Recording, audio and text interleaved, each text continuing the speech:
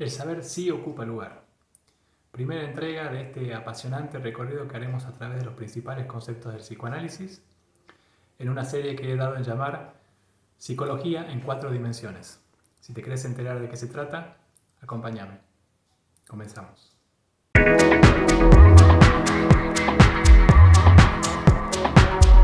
Finalmente comenzamos a tratar la serie que he dado en llamar Psicología en cuatro dimensiones.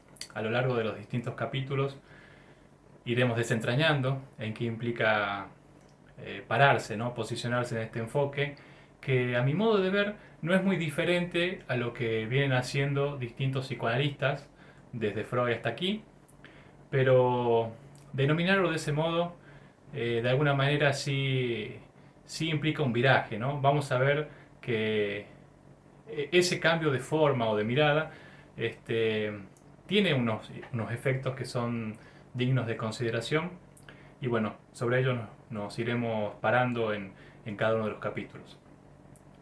He escogido el tema del saber porque es la piedra angular de cualquier disciplina. Todos los seres humanos por naturaleza desean conocer, decía Aristóteles, y en ello va una gran verdad. Todos tenemos inquietudes cognitivas, epistemológicas. Vivir implica aprender, conocer. Está en las bases de la supervivencia, ¿no? Eh, de ninguna manera se puede transitar la vida en este mundo sin incorporar ciertos conocimientos que nos permitan, ¿no? Vivir de una mejor manera o al menos poder sobrevivir, lo cual ya es una gran cosa.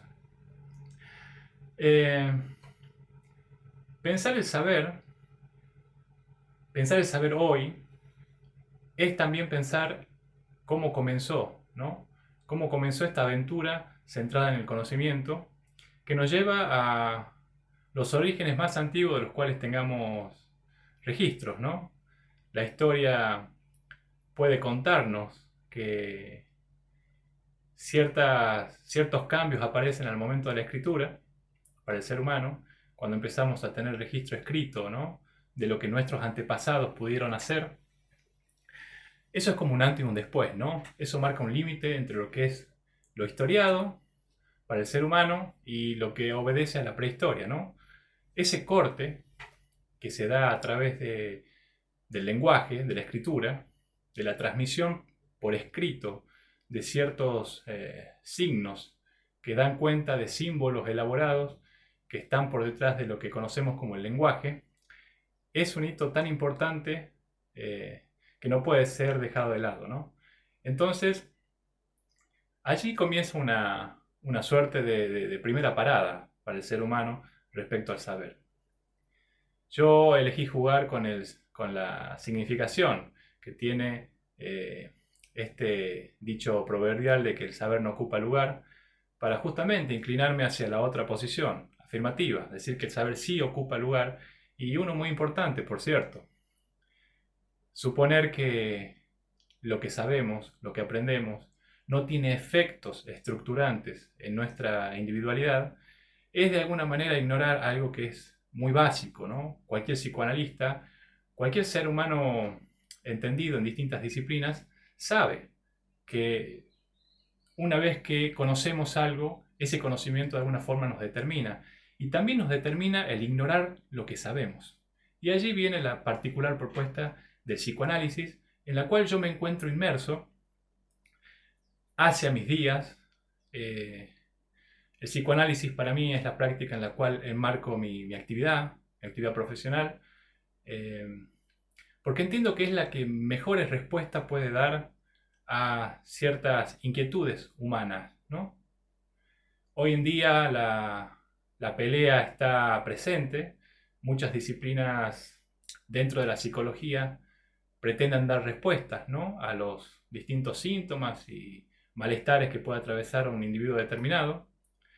Pero desde el enfoque que quiero traerles, eh, a mí me da la impresión que lo que las distintas disciplinas pueden hacer dentro de la psicología, de alguna manera están mancomunadas, ¿no? Hay una suerte de tarea en común o que estamos realizando desde las distintas disciplinas para dar respuesta, ¿no? A una búsqueda. a una búsqueda primera o fundamental que tiene que ver básicamente con la felicidad, ¿no? Eh, es un enfoque que cualquier terapia busca de alguna manera o tiene por detrás, ¿no? Cuando pensamos por qué un individuo va a comenzar una terapia, qué es lo que lo motiva, puede ser ciertos impedimentos actuales en su vida cotidiana, pero si tenemos que hilar un poco más fino, ir más a la profundidad de las cosas, entendemos perfectamente que hay un supuesto de base, ¿no? Que la vida humana debe tender a objetivos más loables, a fines más trascendentes que los del mero vivir, ¿no? El mero tránsito de la vida. Y en ello es que postulamos que la felicidad puede ser algo deseable, ¿no? Y no como algo alcanzable, eso está perfectamente claro. Pero sí un ideal que nos permita al menos transitar la vida en armonía. Comenzar una terapia significa eso, ¿no? Buscar un punto de equilibrio, restablecer ciertas funciones que están disminuidas o perdidas directamente en la vida del sujeto que está acosado por esas inconveniencias, ¿no? En este punto me gustaría hacer hincapié en la noción de cuatro dimensiones. Es el enfoque que elegí para dar inicio a esta serie, enfocada en el psicoanálisis, este, pero también tiene que ver con todo aquello que pueda llegar a proponer a través de este canal, ¿no? Es decir, el otro día, el 22 de junio, en ocasión de cumplirse 37 años de ese emblemático partido entre Argentina e Inglaterra en el Mundial de 1986, me propuse publicar un cuento llamado justamente La Cuarta Dimensión, ¿no? En el cual, al momento de realizarlo, ¿no? De pensar de qué modo iba a transmitir mis sensaciones, mi experiencia al respecto, empecé a jugar con esta noción de la cuarta dimensión en el sentido de tomar a la vez aquello que tiene que ver con lo mitológico, lo religioso, las nociones que la filosofía eh, puede desentrañar y tener presente, pero también la ciencia, ¿no? Es decir, en el mismo relato, en el mismo cuento, intenté hacer jugar estos cuatro elementos de manera tal que demuestren, ¿no? De un golpe, de primera mano, cómo están articulados en cualquier situación que nos toque en la vida. Así entiendo la literatura, así entiendo la filosofía, es el modo en el cual sitúo mi práctica psicoanalítica, es decir, al momento de estar al frente de un paciente, de un analizante que demanda mi atención, yo entiendo que es necesario no perder de vista que cualquier individuo está siempre de alguna forma influenciado, determinado, constreñido por lo que la sociedad en general puede haberle transmitido, ¿no? Culturalmente hablando, en el seno de una familia, en la escuela, las distintas instituciones en las cuales nos vamos formando a lo largo de la vida. Es decir, para cada uno de nosotros juega todo eso a la vez. Lo tengamos más presente o menos presente, pero es algo que no podemos obviar. Es decir, yo puedo definirme como creyente, agnóstico, ateo o lo que fuese, pero en el momento de que tomo la determinación de vivir de acuerdo a unas convicciones, eso no implica que el resto de los caminos queden cerrados, ¿no? Pueden quedar cerrados para mí, en el sentido de que elegí otro camino para transitar, pero esos caminos quedan abiertos, ¿no? Siguen siendo transitados por los 8.000 millones de habitantes aproximadamente que somos hoy en día en este planeta. Entonces, creo que posicionarse desde ese lugar es de alguna forma rendir tributo también a algo que el psicoanálisis viene haciendo desde sus inicios, ¿no? Freud lo hizo muy bien. Freud fue un pionero, creo yo, en esa área, ¿no? Él fue una personalidad muy versada en lo que es la mitología, en la ciencia de su época. Es decir, la literatura no le fue ajena. Cuando uno lee sus escritos queda maravillado por la articulación que él hace, ¿no? Es decir, yo tomé eso de... Yo creo que al pensar el psicoanálisis, de alguna manera, eh, creo que tomé esa forma, ¿no?, de expresión que él tiene, por supuesto, con las diferencias del caso, desde luego. Él fue... Él tuvo otras encomendaciones, ¿no?, que la que puedo tener yo hoy en día. Él fundó una disciplina nueva. Yo lo único que estoy tratando de hacer es brindar una mirada, ¿no?, acerca de esa creación que puede atribuírsele a Freud. Entonces, me parece que a medida que vayamos avanzando capítulo a capítulo, vamos a ir viendo cómo se manifiesta esto, ¿no?, en un tratamiento y en determinados conceptos que están dentro de la disciplina psicoanalítica. Bueno, para ir dando cierre a esta primera entrega, me gustaría hacer una pequeña reflexión acerca de ciertas críticas que ha sufrido, a mi parecer, el psicoanálisis de una manera bastante injusta, para, para expresar eh, realmente cuál es el lugar que ocupa hoy en día para mí, y bueno, lo pongo aquí en común para que ustedes me den sus opiniones, el psicoanálisis en la sociedad en general, ¿no? Eh, Entiendo que a partir de ciertas nociones que vinieron desde la ciencia, el psicoanálisis empezó a entrar en duda, ¿no? Fue hackeado de alguna forma, ¿no? Hackeado no en el sentido informático, sino en el sentido ajedrecístico, ¿no? Fue puesto ahí medio acorralado debido a que sus nociones, este, de alguna forma, servían para resolver cualquier inconveniente que un individuo tuviese, ¿no? Esto puede atribuírsele sobre todo al eminente Karl Popper, quien con su teoría de la falsabilidad terminó sembrando esa semilla, ¿no? Decir que el psicoanálisis, como responde a todo, ¿no?, cualquier conducta o acción de un individuo siempre puede encontrar respuesta dentro de la teoría. Entonces eso de alguna manera la hacía irrefutable, ¿no? Primer criterio de falsabilidad que debe tener cualquier disciplina que pretenda algún aire de cientificidad, es decir, que pueda ser refutada, ¿no?, para decirlo sencillamente. Que exista dentro de su constitución interna la posibilidad de encontrar un caso que la falsee, ¿no?, que dé por tierra aquello que está diciendo, de manera tal que el saber que postula pueda avanzar, ¿no? Porque si no sería una mera tautología y, en fin. A mi modo de ver, eso ha llevado a ciertas simplificaciones, ¿no? Ciertas banalizaciones que tienen que ver con postular debilidades realmente donde se encuentran fortalezas, ¿no?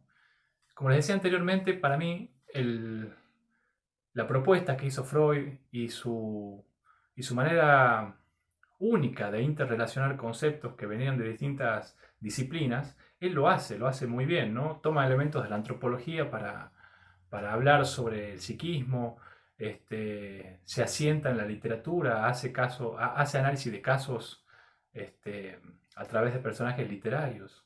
Es, a mi modo de ver, una genialidad lo que él terminó realizando, y me resulta muy jocoso este asunto de tener que demostrar o hablar sobre ciertas debilidades que no lo son, ¿no? A mi modo de ver es la grandiosidad que radica en la teoría, y de ninguna manera termina siendo una teoría cerrada, ¿no? Ese es un gran error que viene de los críticos. Luego de Popper siguieron otros, ¿no? Aquí en el ámbito argentino, el eminente Mario Bunge, ¿no? Un epistemólogo como pocos, que bueno, lamentablemente ya nos abandonó. Este, Se radicó en Canadá y fue un crítico acérrimo del psicoanálisis, ¿no? Este,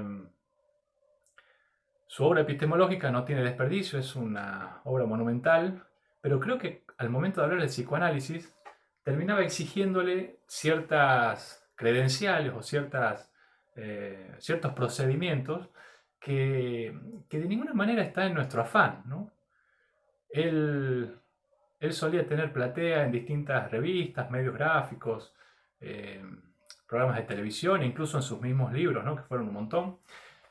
Siempre encontraba la oportunidad para criticar al psicoanálisis, ¿no? Para darle un golpe mortal desde su punto de vista.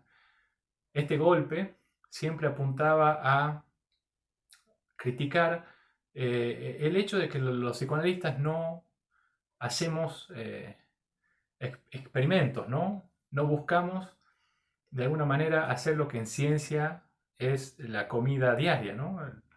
El estar todo el tiempo evaluando datos y demás. Ustedes sabrán, ¿no? En psicoanálisis esto se hace de otra manera, ¿no? Se suelen hacer exposiciones de casos. En la Argentina creo que el que mejor lo hace hoy en día es Gabriel Rolón. Tiene una serie de libros donde expone ciertos casos y la forma en la que son trabajados y va resolviéndose, y además lo hace con cierta, de cierta manera poética, ¿no? Tiene esa capacidad de expresar lo que otros lo harían de una forma más hosca, ¿no? O tosca. Y bueno, él logra alcances poéticos al momento de describir, ¿no? Ciertas casuísticas. Pero bueno, más allá de eso, que eso es lo que los psicoanalistas, muchos de los que lo han hecho, como en el caso de Rolón, es decir, se han enfocado en eso. Pedirle al psicoanálisis algo que de ninguna manera está en nuestras posibilidades tampoco, ¿no? Es decir, ¿cómo hacer para someter a experimentos a una serie de sujetos que son un fin en sí mismo, ¿no? Es decir, la ciencia postula la cierta replicabilidad, ¿no? de sus postulados. En sus criterios de verificabilidad están también eso, ¿no? Está gravitando eso siempre, que se pueda reproducir. Pero lo que pasa con un individuo en particular es que su experiencia no obedece a esos modos. Es decir, no se puede refundar la vida de un individuo. No se puede poner a prueba cómo hubiesen sido las cosas si no hubiesen sido de la manera en que fueron. Es decir, sin apelar a juicios contrafácticos. En ese sentido, vuelvo a lo que les planteaba hace un momento y a cierto carácter excesivo, ¿no? Cierta demanda y exigencia de cumplir cosas que de ninguna manera nos proponemos al momento de ejercer esta práctica, ¿no? Tiene otros alcances, tiene otra finalidad. Es decir, dentro del psicoanálisis no habita el afán de querer ser una ciencia establecida para obtener el reconocimiento de la comunidad científica o de quien fuere, ¿no? Tenemos otros objetivos, tenemos otras tendencias, ¿no? Nos interesa mucho más resolver la vida de la persona que tenemos al frente, ayudarlo a resolver la vida, su vida, ¿no? Que va a ser tan diferente de la del próximo paciente que ingrese a la sala en la cual estamos prestando nuestros servicios. Bueno, en mi caso me especializo en la terapia online, así que del próximo individuo con el cual lleve adelante una videollamada, en fin. Es por eso que creo que allí radica una gran injusticia.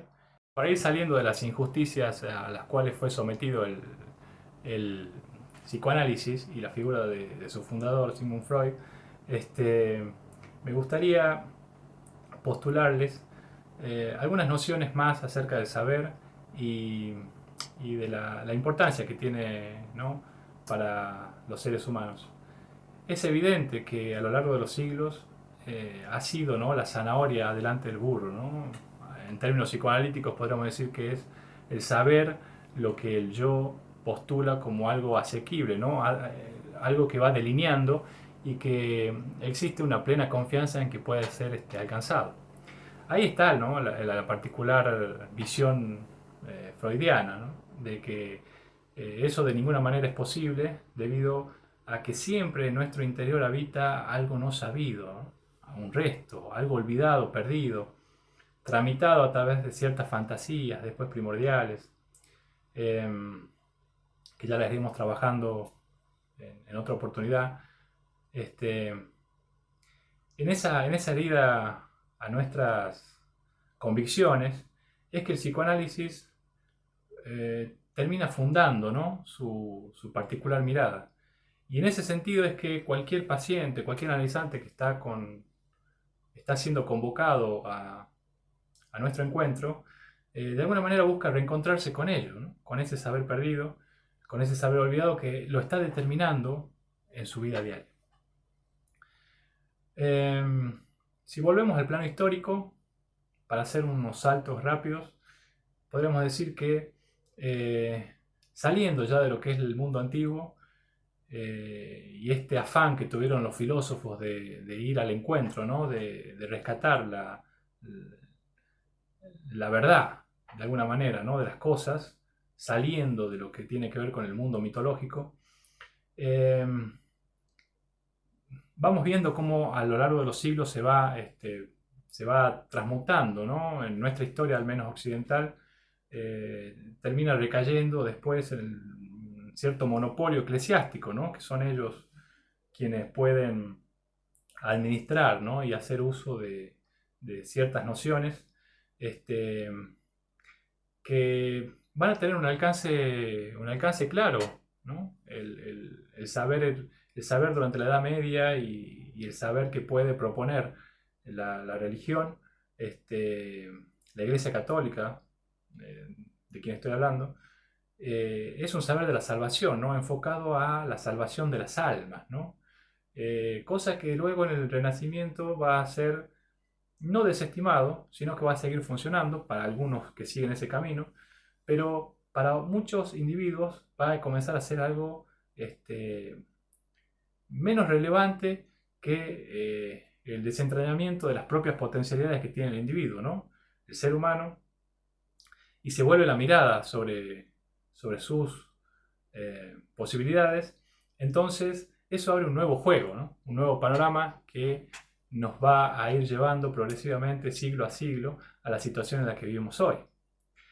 Luego del Renacimiento aparece una época de plena confianza en la razón, conocida como el racionalismo, que tuvo su época de gloria en la Ilustración, el siglo XVIII, pero posteriormente a ella, ¿no?, ese quiebre que comienza a darse a partir de las revoluciones, el surgimiento del capitalismo y de una serie de sucesos que hemos vivido en tanta humanidad que han llevado a desconfiar realmente, ¿no?, de cuáles son los alcances o los poderes que tiene esta razón, ¿no?, que parece ser la guía, cuando en realidad termina siendo una especie de esbirro de los intereses más bajos que pueden tener algunos individuos, que son los que están llevando adelante la política, ¿no?, internacional o local. En ese sentido es que el psicoanálisis, sobre todo la psicología en general, tiene mucho que aportar hoy en día. Es decir, volver sobre la cuestión del saber implica entender que está en nuestras manos, ¿no?, conocer no solamente lo que tiene que ver con nuestras vidas particulares, sino lo que tiene que ver con todo aquello que ocurre en nuestra sociedad. Lo que estoy diciendo es una situación de una gravedad tal que requiere los esfuerzos de cada uno por involucrarnos, ¿no?, en los distintos segmentos que han ido siguiendo sus propios lineamientos, ¿no? Es como que hoy cada quien está atendiendo su juego, y en este enfoque que les estoy proponiendo es nada más y nada menos que volver a tratar de integrar todo eso que está disperso, ¿no? Hay una gran dispersión de saberes hoy en día. Cada quien está inmerso, ¿no?, en lo suyo, y creo que hay muy pocas disciplinas que apuntan a la integración. Yo creo que el psicoanálisis es una de ellas, ¿no?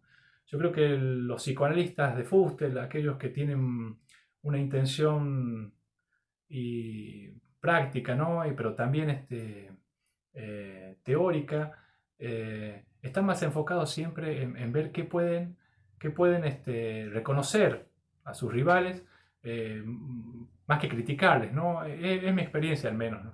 Yo cuando pienso en distintas teorías, como puede ser hoy la terapia cognitivo-conductual, que está muy en boga, u otras más, eh, entiendo en qué medida pueden ser útiles al psicoanálisis y no al revés, ¿no?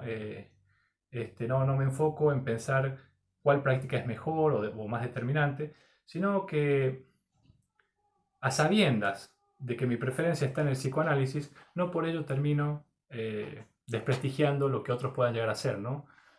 Bueno, esto ha sido todo por hoy. Les agradezco muchísimo haber estado del otro lado.